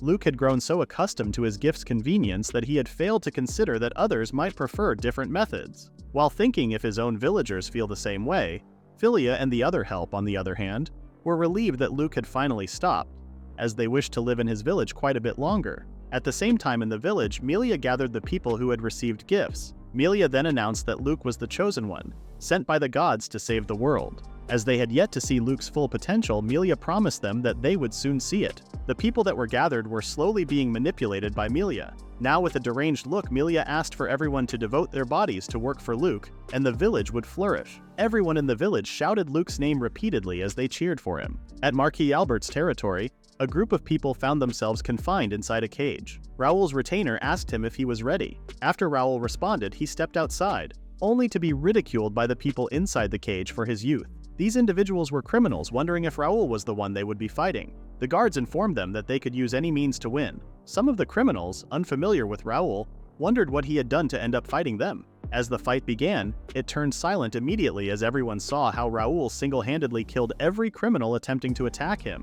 One particularly terrified criminal tried to run away, but Raoul was so fast that he immediately killed him with one slash. While the people were impressed by Raoul's swordsmanship, Lord Albert complimented Raoul and announced that Raoul would accompany him in the next battle. Feeling honored, Raoul promised to bring great results without fail. As the people cheered for Raoul, a messenger arrived and reported to Raoul that the governor had informed him that there were no villages in the Barren Lands after scouting it. Raoul laughed, knowing that there was no way a village could be established on the wasteland where Luke was stationed. Raoul was curious about why he was bothered by Luke, speculating that they would no longer see each other again. The only thing Raoul was disappointed with was that he was unable to witness Luke's supposed death. The messenger also reported that the house of Count Bajrata has not been able to locate Selin yet. Annoyed, Raoul gave a warning that the Count better not hide Selin. Raoul then outlined the events after winter, anticipating his first real taste of action. He guessed that it would be a huge battle unlike anything before. If House Albert wins the war, Lord Albert would acquire even greater territory. After that, Raoul would take over the current Albert territory. The vast land that was under Lord Albert's territory would then soon be Raoul's. Meanwhile, at the village, Luke felt cold as the snow had piled up outside, and the temperature had gotten even colder. After checking his abilities, Luke had finally found the defrosting feature, which he found very useful in winter. Luke was now pleased as the road was now snow-free, no longer causing problems for the traders. Winter in the wasteland is very cold. The village was located farther north than Albert's northern territory, receiving heavy snowfall due to its proximity to the mountain range. Traders were grateful for Luke defrosting the road as getting to the wasteland was tough in the winter season. Since the village started trading, merchants had picked up quite a bit, leading to more people settling in the village. However, with every welcome, a farewell wasn't far behind. For Luke, the rebuilding of the elven village was progressing smoothly. But for the elves who preferred to enjoy and stay at the village, they were somewhat sad even though their village was being restored faster than expected. Luke then remembered that Philia was still a villager, saddened by her soon departure. Luke removed Philia's status as a villager. Meanwhile, at the bathhouse, two old men were relaxing and making pleasant conversation when an elf suddenly joined their conversation. Surprised, the two old men immediately stood up and covered themselves, assuming a lady had entered the men's bath. However, they later realized that the elf was a man. The elf then squeezed himself between the two old men and shared what had happened to his village and how they ended up in Luke's village. After expressing how great Luke's village was, the two old men then thought of how mystical and majestic the elven village might be. As they had heard that elves take great care of the forests and natural springs, they were somewhat disappointed after hearing the elf preferring to live in Luke's village rather than in the forest. The elf then shared that the village was being rebuilt by the elves who chose to return. The elf then vowed that he would definitely live in Luke's village. As the elf told the two old men that they would soon celebrate once he becomes a villager, the two old men were a bit taken aback by what they had learned about the elves. But the one thing they all could agree on was that the village was exactly as the rumors said. The elves have lived quietly in the forest, avoiding mingling with other species. They portray themselves as a noble race that treasures nature. However, the real reason is that the elves have many natural enemies, forcing them to hide for survival. After discovering Luke's village and realizing it is a safer place, the elf no longer plans on returning to his village, having found a more convenient way of living. Unfortunately, the elf knows that if he insists on staying, the chief will not permit it. He now plans to get the villagers on his side and have them plead for him to stay.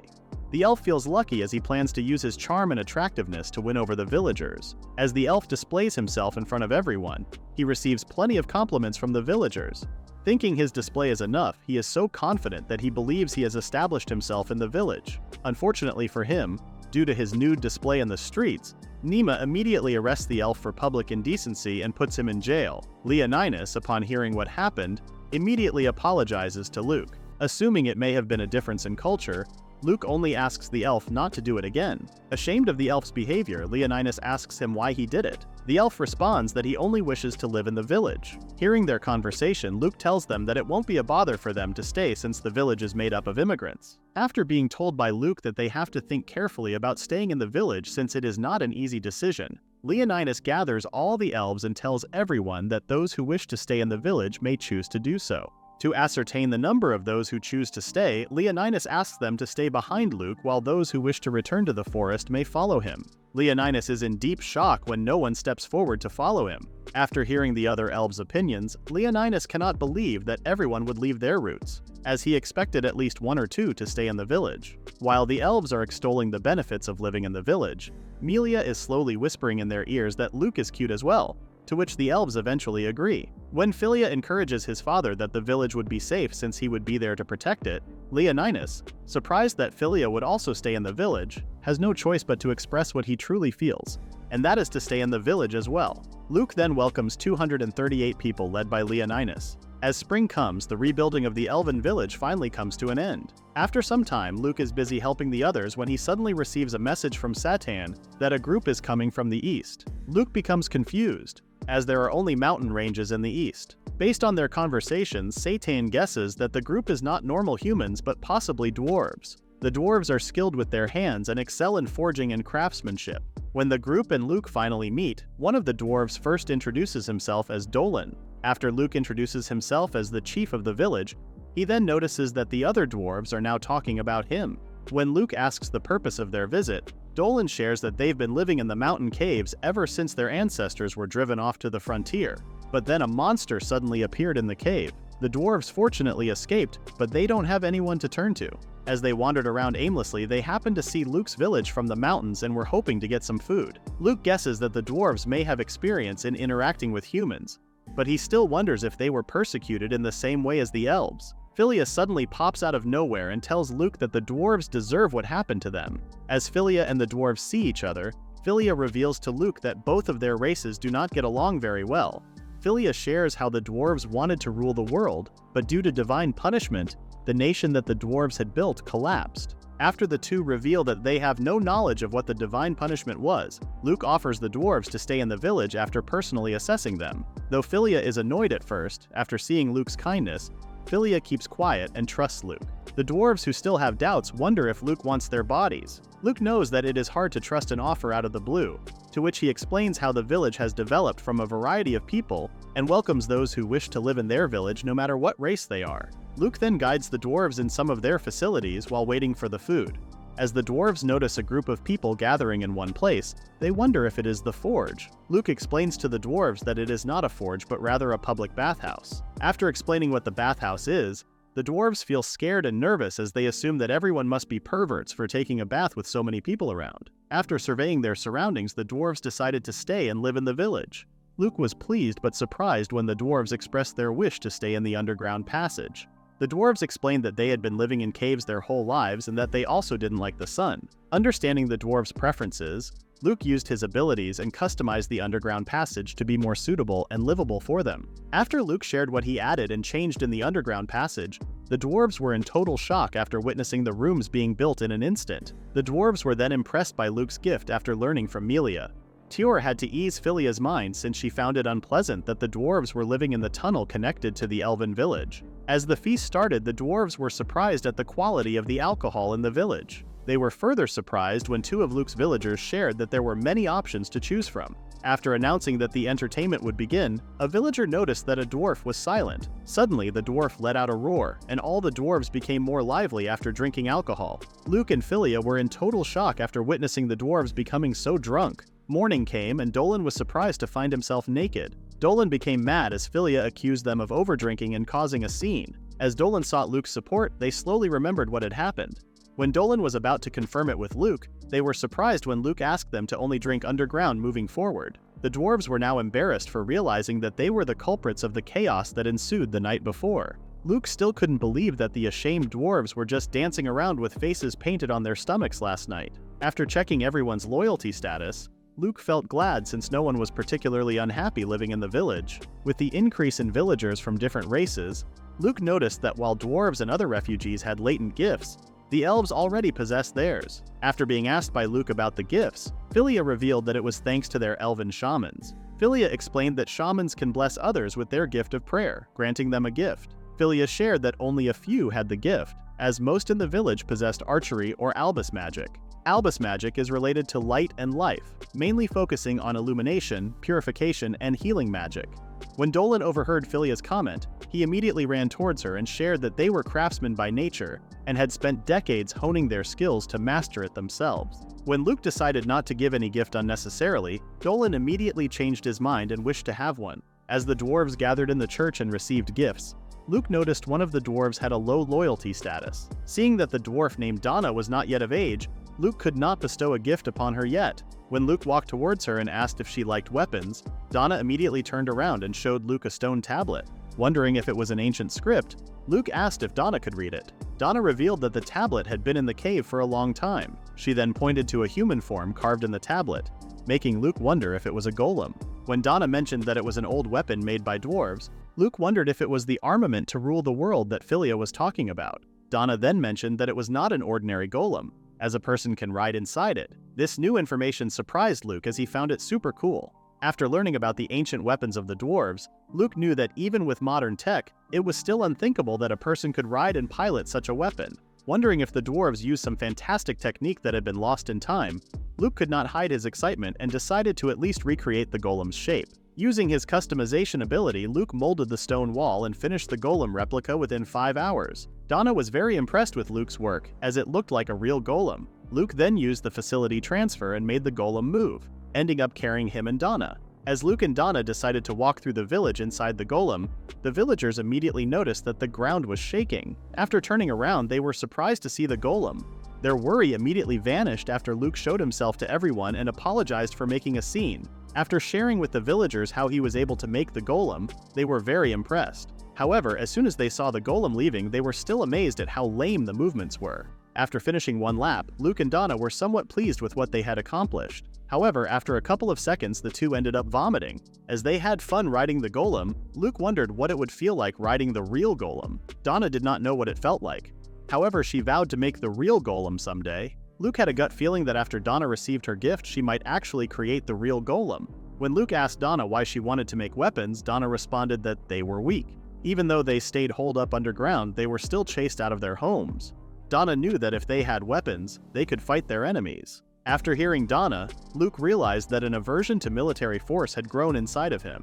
It was partly because he never liked fighting in the first place. Luke replaced the sorrow and anger of being exiled with an aversion to force. Even his village would have been destroyed if they didn't have any power. Luke agreed with Donna, but rather than using the weapon for harm, Luke wished to use it to protect themselves. Meanwhile, a certain exchange was taking place in the village. A man named Camer was fired and expelled from the kitchen. Camer was surprised and confused by the sudden release from work. The lady showed Camer a dish and asked him what it was. Camer explained that it was a creative dish that aimed for new texture and tastes. Unfortunately, the lady was not interested in Camer's experiment as she did not want to waste food. As the population increased, the daily life of the villagers became more sophisticated. Villagers expressed themselves in various ways, mainly through business to showcase their skills.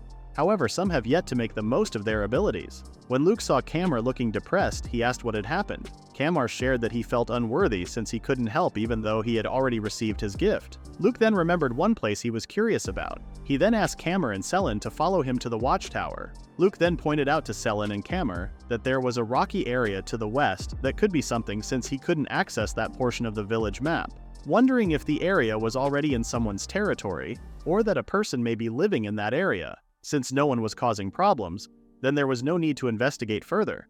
Since the area looked tiny, Luke dismissed it as a labyrinth. Selin became excited and decided to escort Camer to the location. Since Selin could not see anything that may point to a labyrinth, she asked Camer if he could see something, to which Camer responded that he could feel something strange. To get a closer look, Camer immediately ran towards the rocks, which he then excitedly called Selin as he found a dungeon. That is the end of the recap for now. Please read the pinned comment about the next part.